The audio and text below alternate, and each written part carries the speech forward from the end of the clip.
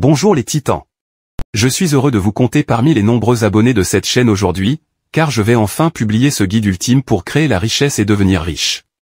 Il s'agit du cadre exact que les millionnaires et les milliardaires ont utilisé pour s'enrichir.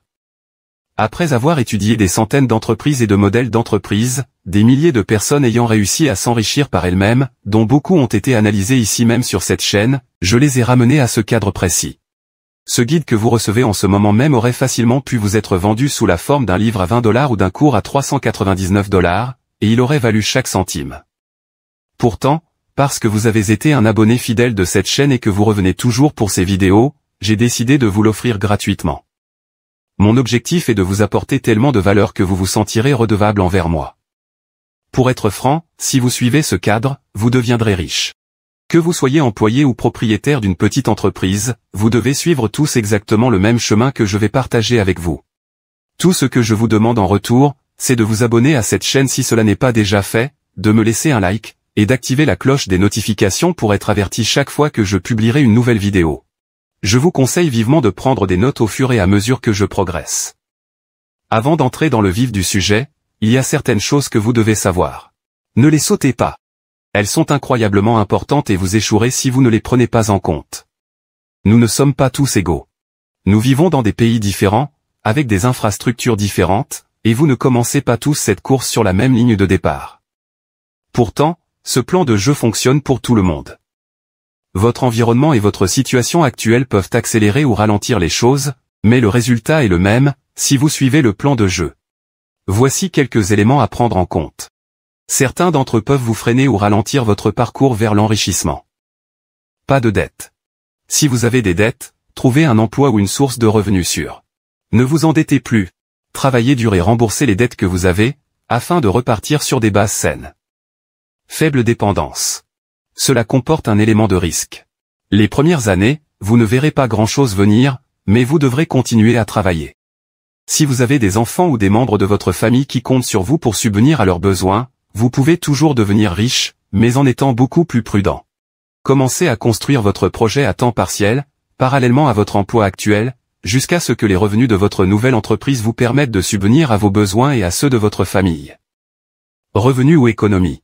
En réalité, vous aurez besoin de ressources. Si vous avez déjà un emploi ou des économies, elles vous seront utiles. Même si vous vous lancez dans l'aventure, vous aurez des frais à supporter. Vous aurez peut-être besoin d'une voiture, vous devrez payer certains services, même si vous essayez de faire la plupart d'entre eux, vous-même. 5 à 7 ans. Il faut en moyenne 7 ans pour qu'une entreprise réussisse. Si vous pouvez construire quelque chose qui dure 7 ans, vous deviendrez riche. Si vous êtes très intelligent et agile, vous y parviendrez peut-être en 5 ans. Si vous êtes lent, il vous faudra peut-être 10 ans. Mais vous y arriverez quand même. Si vous espériez une formule secrète où l'univers vous déposerait $1 million sur les genoux, ce n'est pas le cas. Nous avons divisé le cadre en 3 parties. Partie 1, les 5 premières étapes. Commencer à gagner de l'argent. Partie 2, étape 6 à 10, construire sa richesse. Partie 3, étape 11 à 15, devenir riche. Ceci étant dit, voici les 15 étapes que les millionnaires et les milliardaires ont utilisées pour s'enrichir. Étape 1, fixer l'objectif. L'objectif n'est pas de devenir riche, car, qu'est-ce que cela signifie au juste ? Lorsque vous vous fixez un objectif, il doit faire naître en vous un sentiment d'urgence. Lorsqu'il vous est rappelé, il doit motiver votre paresseux à éteindre Netflix, et à se remettre au travail. Toutes les personnes qui réussissent écrivent leurs objectifs. Et pas n'importe lesquels, mais des objectifs SMART.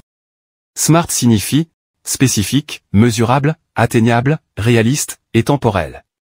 Si un objectif ne répond pas à ces 5 critères, ce n'est pas un objectif intelligent. Au lieu de souhaiter devenir milliardaire tout en sachant que cela ne vous arrivera pas, pourquoi ne pas commencer à combler ce fossé ?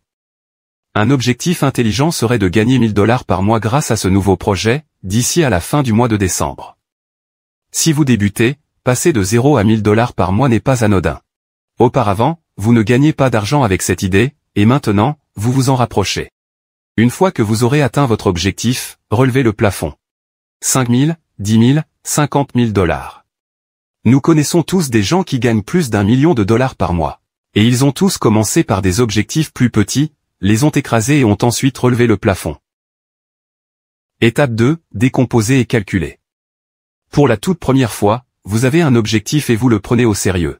Il est temps de voir ce qui doit se passer pour que vous atteigniez cet objectif. C'est ce qu'on appelle l'ingénierie inverse. Oui, vous devez faire des mathématiques si vous voulez devenir riche. L'argent est un jeu de chiffres. La beauté des mathématiques, c'est qu'elles fonctionnent de la même manière pour tout le monde. Exemple, pour gagner 1000 $ par mois, vous devez obtenir 100 $ de la part de 10 personnes. Ou 50 $ de 20 personnes. Ou 10 $ de 100 personnes. Faites le calcul pour obtenir votre chiffre. Ok, maintenant que vous avez fait vos calculs, il est temps de voir comment y parvenir. Pour obtenir 50 $ de quelqu'un, vous devez avoir un produit ou un service qui vaut au moins 50 $ pour cette personne. Ce produit ou service doit être accessible à cette personne, et il doit y avoir un moyen d'effectuer une transaction avec elle. Restons simples. Pour atteindre cet objectif, vous aurez besoin d'un produit, d'un site web, et d'un compte bancaire. Ensuite, vous les décomposez en éléments plus petits. Quel type de produit pouvez-vous offrir? S'agit-il d'un produit physique, d'un produit numérique, d'un service? De quoi aura-t-il l'air? En quoi consistera-t-il? De quoi ai-je besoin pour mon site web? J'ai besoin d'un nom de domaine, j'ai besoin d'un hébergement, j'ai besoin d'un logo, j'ai besoin de traiter les paiements pour obtenir de l'argent. Prêtez une attention particulière au type de raisonnement technique que je partage, car c'est ce qui fait la différence entre le succès et l'échec. Il faut que ceci se produise pour que cette autre chose se produise. Si vous n'êtes pas capable de diviser vos objectifs en petits morceaux, vous ne les atteindrez jamais. Tous les riches le savent, et vous aussi maintenant. Pourquoi? Parce que vous avez enfin quelque chose à faire. La création d'un site web est quelque chose que vous pouvez apprendre à faire. Tout ce qui se trouve dans les niveaux inférieurs est réalisable. Étape 3, se former et développer ses compétences. L'avantage des objectifs réalisables est que quelqu'un d'autre l'a fait avant vous. Il existe déjà des connaissances sur la manière de résoudre ce type de problème. Il est temps de cesser d'être ignorant et de commencer à apprendre. Oui, pour devenir riche, il faut s'éduquer. Apprendre à connaître l'espace dans lequel vous vous trouvez.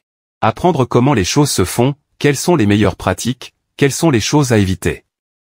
À ce stade de votre parcours, vous absorbez en fait la valeur de l'écosystème, de la même manière que vous avez choisi de consommer ce contenu en ce moment même.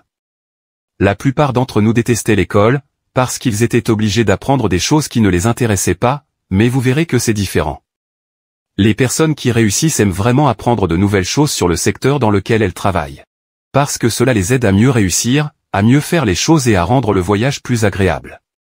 Chaque session vous permet d'approfondir vos connaissances. Mais cela ne suffit pas. La théorie ne suffit jamais. Pour passer de l'autre côté, de la théorie à la pratique, il faut s'entraîner. On n'apprend pas à marquer un 3 points dans un livre. La théorie est certes utile, mais il faut aller sur le terrain et la tester. Plus vous le ferez, mieux vous comprendrez comment l'appliquer. Répétez cela suffisamment de fois et vous vous forgerez des compétences, et les compétences ont de la valeur. En effet, les compétences peuvent être converties en argent lorsque vous les associez à du temps. Une compétence signifie que vous savez comment faire quelque chose avec succès. Il est temps d'utiliser ces compétences à des fins personnelles. Étape 4, travailler chaque jour. Bienvenue dans ce que l'on appelle communément le green. Cet objectif est comme une statue incroyable qui attend dans un énorme bloc de marbre. Une fois que vous aurez appris à sculpter le marbre, il vous faudra beaucoup de temps avant d'obtenir le résultat final. La règle est simple. Plus vous travaillez, plus vite vous verrez le résultat. C'est le premier test de votre parcours. À quel point le veux-tu vraiment?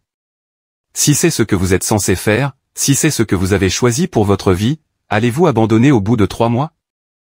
Après 1 an ou 2, le mot magique est « discipline ». Vous devez discipliner votre esprit et vos actions. Rappelez-vous toujours que si votre projet réussit, le reste de votre vie sera extraordinaire. C'est ce qui vous poussera à vous remettre au travail chaque jour. Ce sera très lent au début, mais dans quelques mois, vous commencerez à obtenir vos premières victoires, vous les chérirez, et vous vous remettrez au travail. Étape 5, faire ce qu'il y a à faire. Je vais ici vous présenter un concept qui sera le plus grand facteur de différenciation dans votre propre parcours. Il s'agit de faire avancer l'aiguille. Et c'est exactement ce que vous pensez. Il s'agit de faire en sorte que les choses se fassent de manière à ce que vous fassiez des progrès. Si vous dites que vous allez lancer un site web, alors achetez ce foutu domaine, achetez l'hébergement, mettez-le en ligne. Cette étape repose sur le fait que vous atteignez les objectifs plus petits que vous avez divisés en objectifs plus importants. Ce sont eux qui font bouger l'aiguille pour vous. Fixez-leur des dates précises et concentrez-vous sur la finalisation de ces chapitres. Vous n'imaginez pas le nombre de personnes qui travaillent constamment sur leur projet ou leur start-up, mais qui ne parviennent jamais à faire avancer les choses. Ils sont occupés à être occupés, mais ne progressent pas. Si au contraire, vous vous concentrez sur les grandes décisions qui comblent l'écart entre vous et ces petits objectifs, si vous vous disciplinez pour y travailler, vous gagnerez. À ce stade, vous gagnez de l'argent, vous comprenez le fonctionnement de votre entreprise, vous savez ce qu'il faut faire pour la développer, et vous devriez vous sentir dépassé par toutes les activités quotidiennes. Ces 5 premières étapes constituent l'élan initial que vous devez créer pour vous-même et faire entrer l'argent. Le problème est que vous êtes maintenant employé par l'entreprise. Vous n'êtes pas propriétaire d'une entreprise, c'est l'entreprise qui vous possède, et pour l'instant, c'est bien, mais ce n'est pas durable. Au lieu de cela, vous devez vous concentrer sur la croissance, et c'est là qu'intervient l'étape suivante. Étape 6, confier les tâches répétitives à d'autres personnes. Nous avons toutes nos forces et nos faiblesses. Toutes les personnes qui ont réussi se sont concentrées à 90 ou 100% sur leurs points forts. Tout le reste vous garantira la médiocrité. Pour ce faire, vous devrez trouver des personnes capables de vous libérer du temps, afin que vous puissiez vous concentrer sur ce que vous faites le mieux. Voici un point à ne pas négliger. Vous ne trouverez jamais quelqu'un qui travaille aussi dur que vous pour votre entreprise. Si vous cherchez un clone de vous-même, vous continuerez à chercher. Trouvez plutôt des personnes qui sont prêtes à apprendre et qui savent suivre des instructions. Demandez-leur de s'occuper des tâches répétitives que vous pouvez systématiser. Décomposez chaque tâche pour eux et demandez-leur de la refaire encore et encore. Cette partie est également appelée l'automatisation. Elle rationalise votre processus de production, que ce soit par le biais des personnes ou de la technologie. Votre objectif devrait être de systématiser et d'automatiser 80% de l'ensemble de l'activité. Les 20% restants, la partie créative, la partie stratégique, vous incombant. Si vous n'êtes pas en mesure de recruter du personnel ou d'automatiser le processus, vous ne vous développerez jamais. Vous serez prisonnier d'une petite roue à rats, courant jusqu'à l'épuisement juste pour garder les lumières allumées. N'ayez pas peur de bien payer ces personnes. Étape 7, analyser et améliorer. Une fois les activités quotidiennes réglées et l'entreprise en marche, il est temps pour vous de prendre le volant et de décider où elle doit aller, et comment vous allez y arriver. Personne ne connaît mieux votre entreprise que vous. Plus vous comprenez et mesurez, plus vous avez de chances de réussir. C'est la raison pour laquelle les investisseurs parlent toujours de connaître les chiffres. Étudiez votre entreprise dans les moindres détails, déterminez ce qui fonctionne et ce qui ne fonctionne pas. Étudiez les autres entreprises de la même manière que vous étudiez la vôtre, et déterminez ce qui fonctionne pour elles. Grâce à ces deux ensembles de connaissances, vous pouvez être en mesure d'apporter des changements qui profiteront à l'entreprise, et lui permettront de se développer. Votre travail consiste à gérer les ressources dont vous disposez. Les recettes, les personnes qui travaillent dans l'entreprise, et vous-même. Mieux vous gérerez ces 3 éléments, mieux l'entreprise se portera. À ce stade, tout le monde autour de vous considérera que vous avez à moitié réussi. Vous avez pratiquement résolu l'équation commerciale, et vous vous portez bien. L'argent rentre et les tentations aussi. C'est là que l'étape suivante entre en jeu. Étape 8, vivre comme si vous étiez pauvre. C'est le mur qui empêche la majorité des gens de devenir riches. Seuls les riches l'ont compris. Tous les autres sont coincés dans la classe moyenne, et n'ont jamais compris pourquoi ils n'ont jamais pu faire le saut dans la classe riche. Voici le secret pour devenir riche. Plus vous vivrez comme si vous étiez pauvre quand vous n'y êtes pas obligé, plus vous deviendrez riche.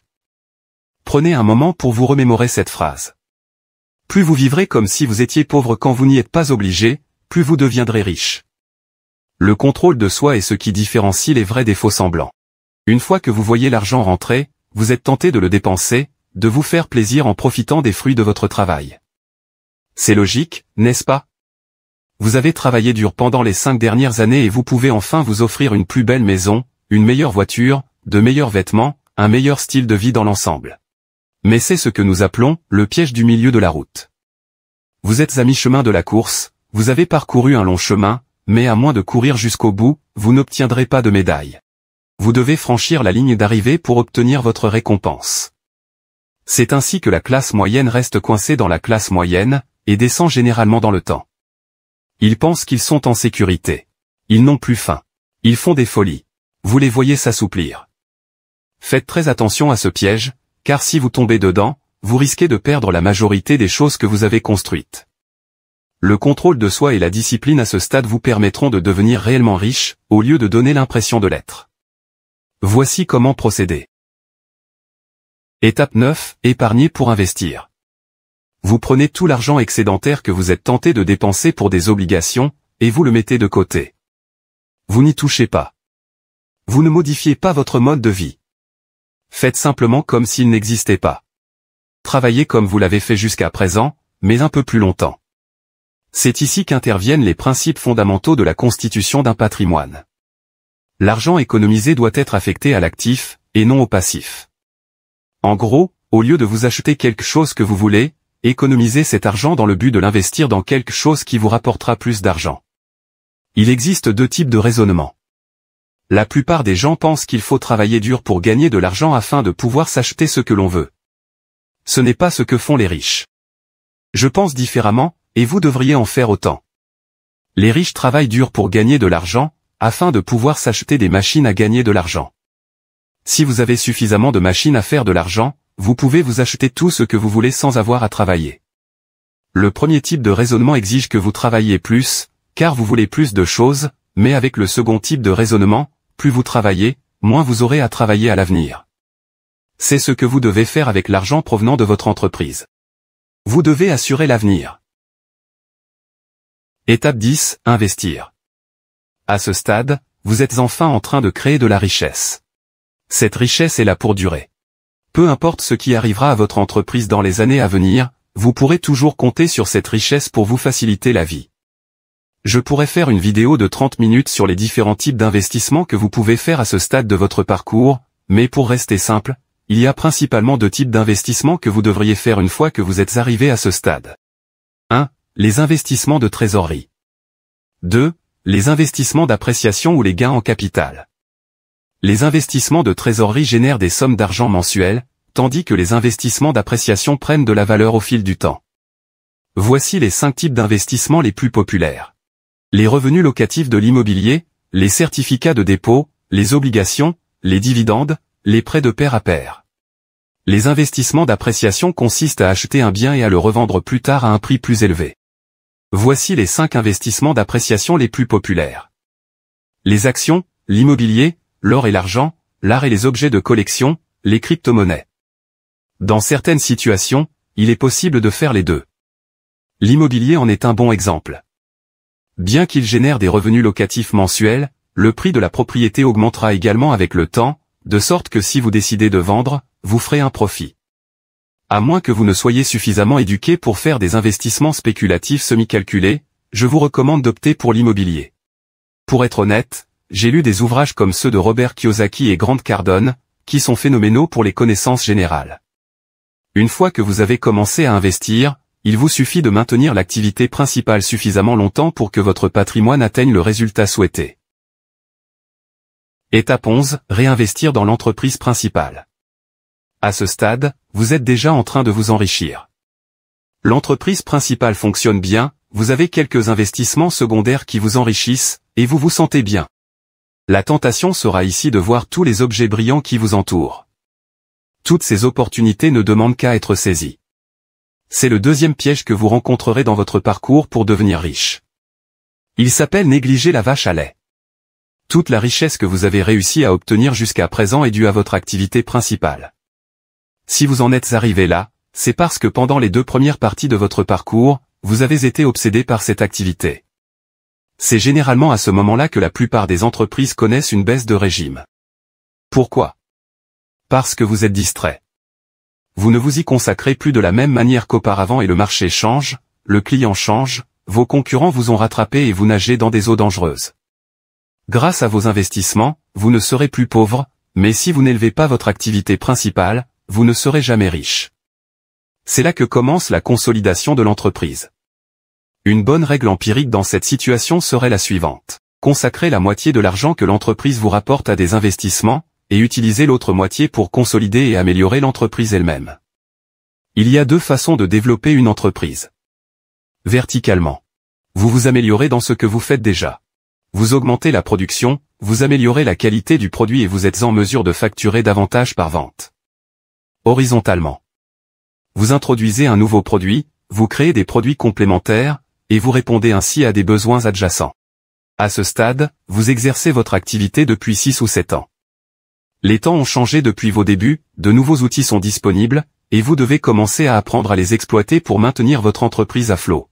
Vos concurrents les utilisent déjà et s'emparent de votre part de marché. Si vous êtes tous deux aussi bien formés l'un que l'autre, c'est celui qui a le plus faim et le plus envie qui l'emportera.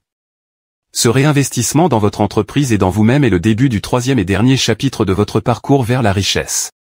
Voici comment vous assurer de ne pas le gâcher. Étape 12, trouvez un mentor qui réussit. Pensez à l'horreur de la navigation avant l'invention du GPS. Vous deviez trouver où vous étiez, quelle route allait où, comment elle s'appelait.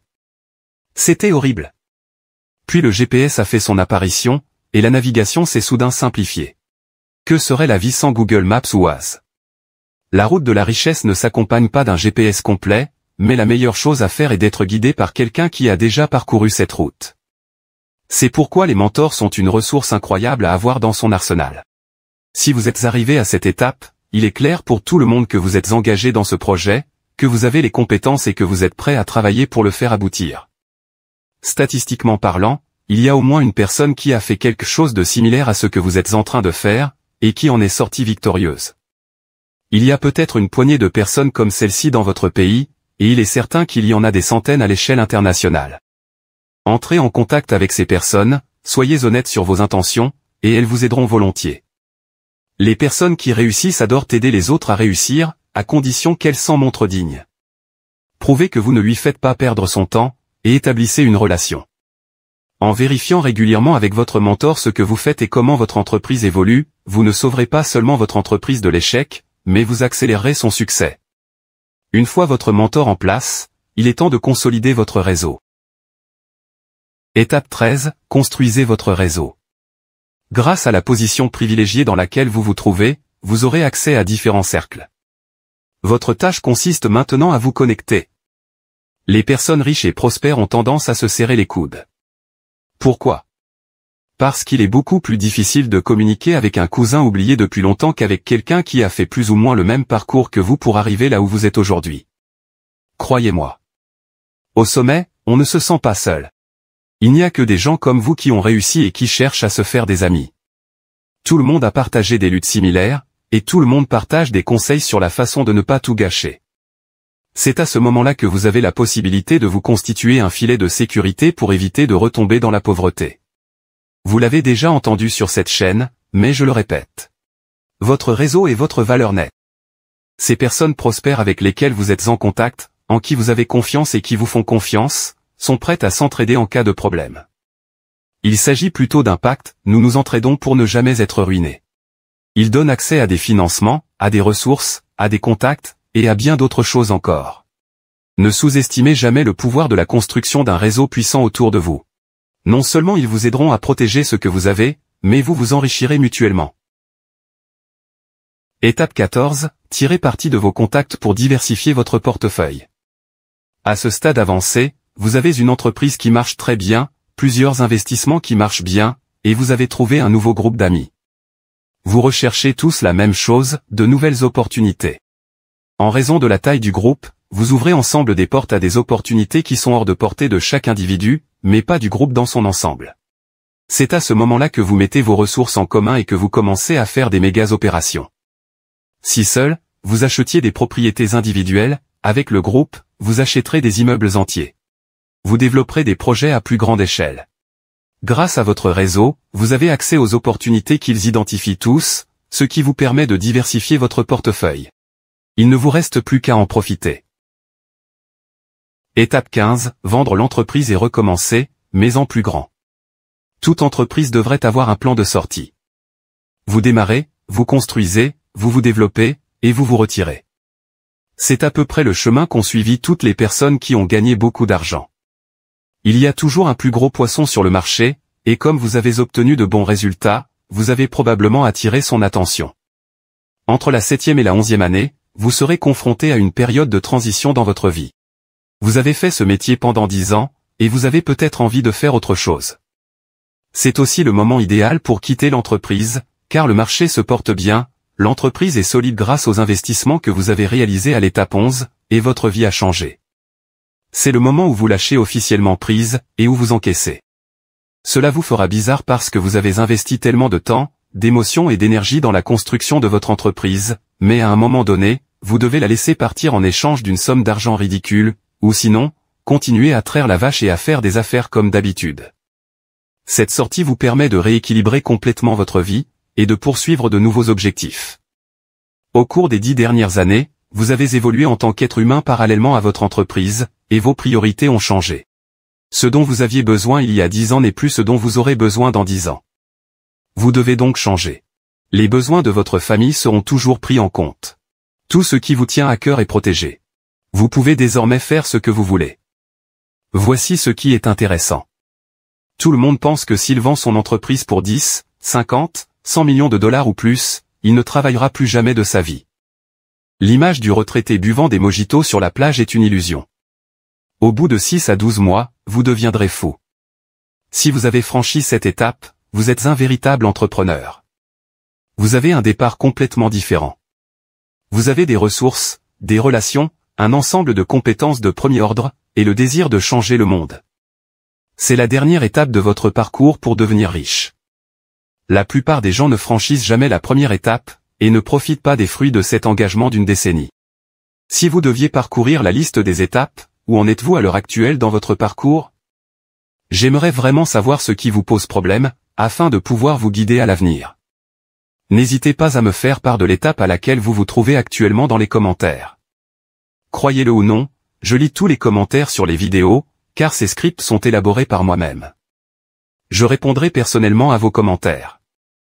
Je sais que la vidéo a été longue. Ce type de contenu est extrêmement précieux, et j'aurais aimé bénéficier de ce type de conseils lorsque j'avais commencé à travailler. Si mon contenu gratuit est aussi bon, imaginez la valeur de ce que j'offrirai la prochaine fois lorsque je mettrai en ligne la prochaine vidéo. Dans votre parcours pour devenir riche, vous devrez rester concentré, et contrôler vos émotions. Le meilleur outil pour cela est la méditation, et le développement de votre état d'esprit. Je vais bientôt lancer une nouvelle chaîne sur la maîtrise de l'esprit pour les entrepreneurs et les personnes à succès. Je vais spécialement le concevoir en pensant aux titans. Si vous voulez apprendre à gérer le stress et l'anxiété, à discipliner votre esprit et vos actions tout en développant une compétence qui vous accompagnera tout au long de votre vie, je vous invite à vous abonner à cette nouvelle chaîne. J'espère que vous avez trouvé de la valeur dans ce guide ultime pour devenir riche que j'ai élaboré, et je suis impatient de voir ce que vous en ferez. J'étais vraiment excité de le partager avec vous. Je suis très heureux de voir la communauté s'engager de la sorte. Merci d'avoir passé un peu de temps avec moi. N'oubliez surtout pas de vous abonner, de me laisser un like, et d'activer la cloche des notifications pour être averti chaque fois que je publierai une nouvelle vidéo, car j'en ai beaucoup d'autres de ce genre à venir prochainement, ainsi que des résumés de livres, et d'autres choses amusantes. Merci d'avoir regardé, et passez une bonne journée.